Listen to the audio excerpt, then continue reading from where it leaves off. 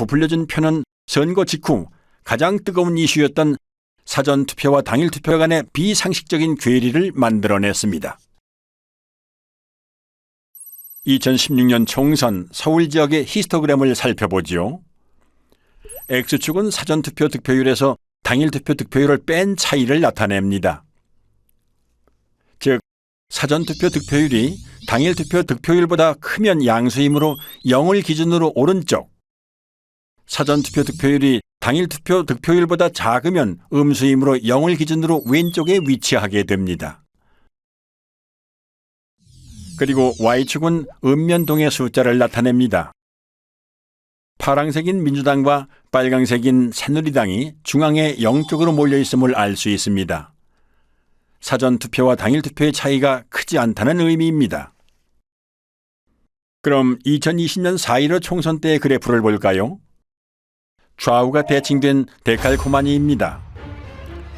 민주당은 모두 양수 쪽에 있으므로 모든 지역에서 사전투표 득표율이 당일투표보다 더 높았다는 의미이고, 반대로 통합당은 모두 음수 쪽에 있으므로 모든 지역에서 사전투표 득표율이 더 낮았다는 의미입니다. 민주당은 10%포인트 이상 높은 곳이 대부분이고, 통합당은 반대로 마이너스 10%포인트보다 더 낮은 곳이 대부분입니다. 정의당이나 국가혁명배당금당, 무소속이 중앙에 집중되어 있는 것과 대조적입니다. 조작이 주로 민주당과 통합당을 대상으로 행해졌음을 알 수 있습니다.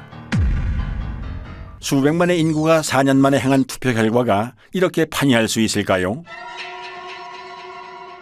이번에는 지도로 한 번 살펴보지요.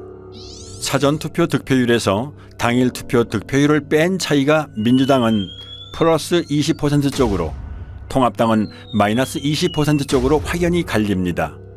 어떻게 이렇게 상반될 수 있을까요? 코로나로 외출을 꺼리는 마당에 오히려 사전투표율이 사상 최고를 기록하고 28년 만에 최고 투표율을 기록한 점도 의아하지만, 수백 명도 아니고 수천만의 인구가 일사불란하게 집단행동을 해서 일방적으로 민주당 지지자들만 사전투표에 몰렸다는 점은 쉽게 납득이 가지 않는 부분입니다. 부부충들은 말합니다. 사전투표에 적극 참여하는 청년층 중에는 민주당 지지자 비율이 높기 때문에 사전투표는 민주당이 유리하다고 말이지요. 그러나 이것은 엄연한 거짓 정보입니다. 사전투표에 가장 참여도가 높은 연령대는 보수 성향이 강한 장년층으로 60대가 1위, 70대가 2위, 3위도 50대였습니다. 그럼에도 불구하고 사전투표 득표율에 있어 거의 모든 선거구에서 민주당은 10에서 20% 정도 더 높았고, 통합당은 그만큼 더 낮았던 것입니다. 당일 관내는 득표율이 크게 납니다.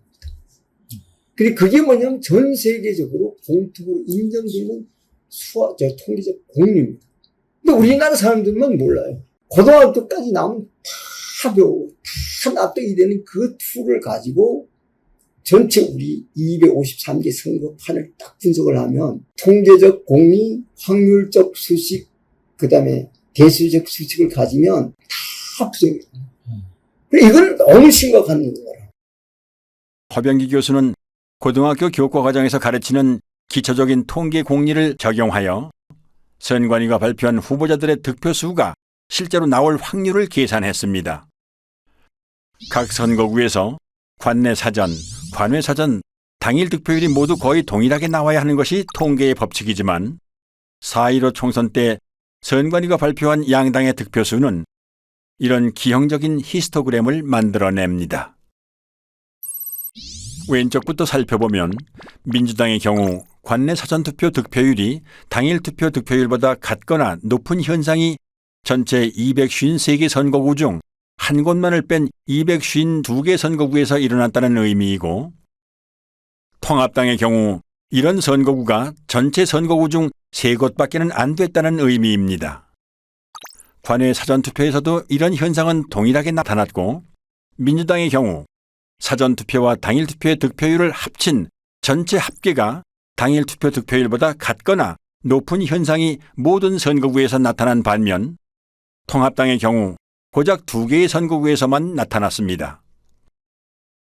한마디로 사전투표에서 민주당이 비상식적으로 강세를 보였음을 의미하는데요. 이런 현상이 발생할 수 있는 확률은 0이나 마찬가지입니다. 전체 득표율과 당일 득표율의 차이가 선관위 발표대로 될 확률은 2의 253승분의 1, 즉 동전 253개를 던져서 동시에 같은 면이 나올 수 있는 확률로, 이는 수천만 유권자들의 비밀 자유선거에서는 절대로 만들어질 수 없는 결과입니다. 그런데 이런 선거 결과는 컴퓨터 프로그래밍을 사용하면 단 몇 줄의 명령어로 쉽게 만들어낼 수 있습니다.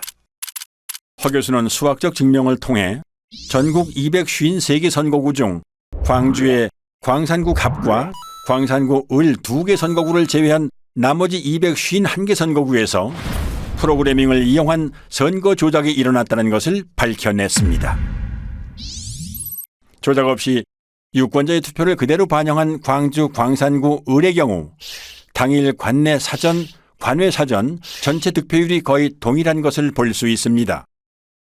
하지만 조작 프로그램으로 가짜 득표수를 만들어낸 인천 연수구 을의 경우에는 민주당 후보의 경우 당일보다 관내 및 관외 사전 득표율이 높고 통합당 후보의 경우 사전 투표보다 당일 투표 득표율이 더 높은 것을 알 수 있습니다.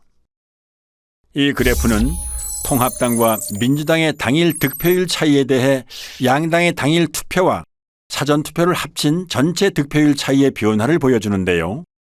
따라서 X축과 Y축이 모두 양수인 일사분면은 통합당이 당일 투표에서 이기고 당일 투표와 사전 투표를 합친 전체 득표에서도 이긴 경우, 이사분면은 당일 투표에서 지고 전체 득표에서는 이긴 경우, 삼사분면은 당일 투표에서 지고 전체 득표에서도 진 경우, 사사분면은 당일 투표에서는 이기고 전체 득표에서는 진 경우를 의미합니다.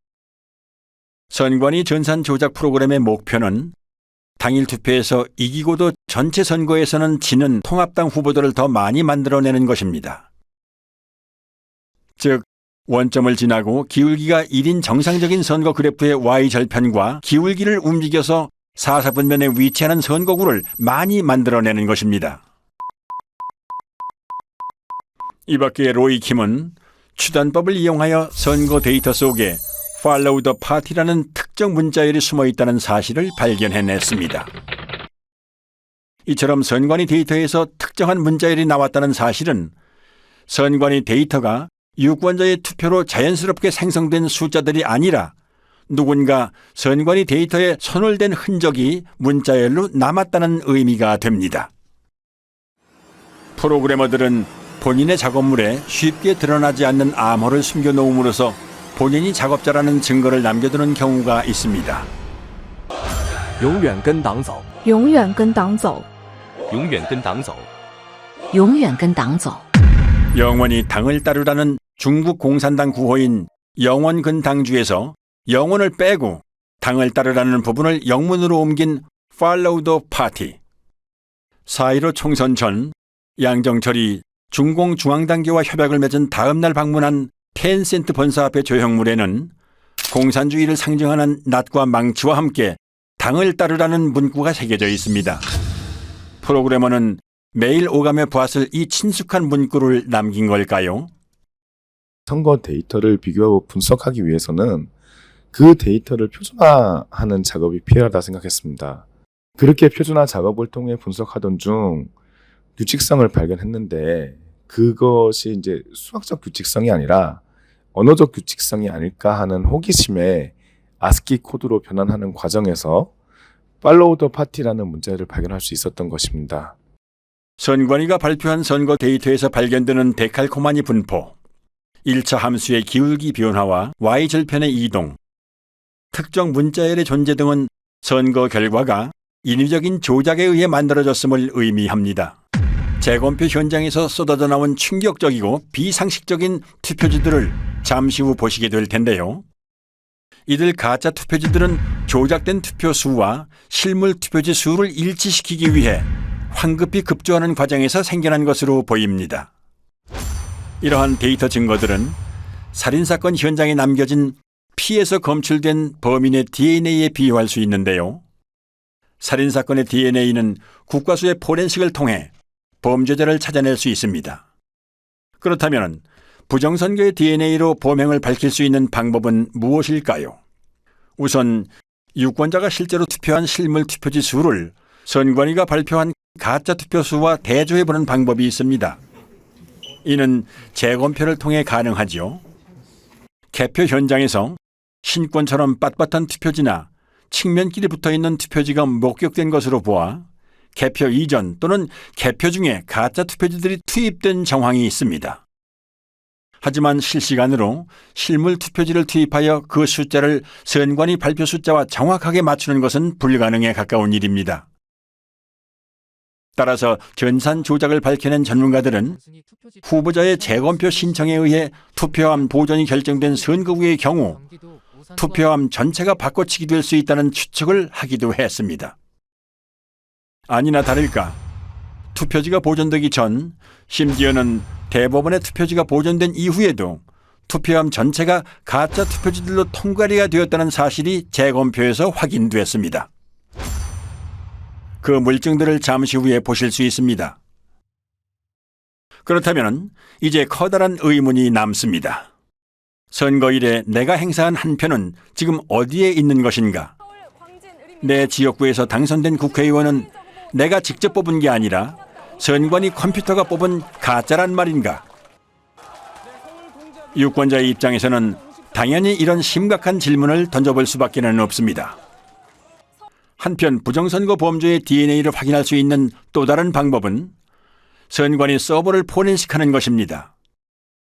선관위가 발표한 선거 데이터에는 가짜 득표수를 만들어낸 통계적 증거가 남고 서버의 로그 파일에는 그 조작 프로그램을 운영한 흔적이 남기 때문입니다. 선관위는 재검표가 있기 전 추석 연휴를 틈타 서버 이전을 시도했습니다. 모든 서버는 전원을 켜고 끈 기록, 외부로부터의 접속 이력이나 사전 투표용지 발급 이력, 데이터베이스 수정 이력에 이르기까지 컴퓨터가 관여한 모든 사건을 자동으로 남기도록 설정되어 있으므로 가히 핵심 증거라고 할 수 있습니다. 그런데 데이터를 새 서버로 옮김으로써 이 모든 기록을 없애버릴 수 있는 것입니다. 비유를 하자면 휴대폰을 교체할 때 사진이나 연락처만 옮기고 운영체제 업데이트 이력이나 통화 이력 등은 옮기지 않는 것과 마찬가지인 거죠. 한마디로 디지털 포렌식이 불가능해지는 것입니다. 선관위는 서버 교체는 아니라며 보도자료까지 배포하지만 이미 신뢰를 잃은 선관위의 말을 곧이곧대로 믿는 건 어리석은 선택입니다.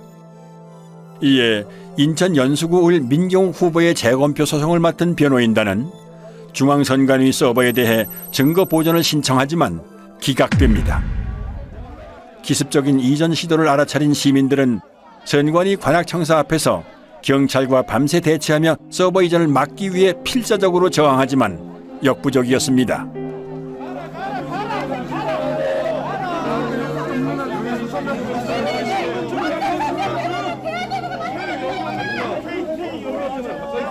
서버 빼가지 마십시오.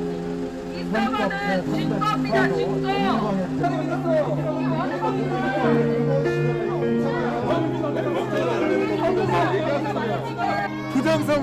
부정선거를 밝히라는 국민들 체포해가고 있습니다.